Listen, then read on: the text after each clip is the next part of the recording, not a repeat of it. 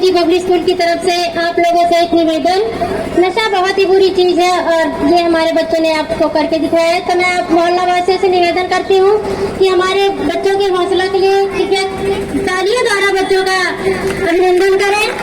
और आज की रैली एसएचजी पब्लिक स्कूल से सभी मोहल्ला वासियों का अभिनंदन करती है। आप लोग रैली में सहयोग करें और हमारे बच्चों का भी सहयोग करें।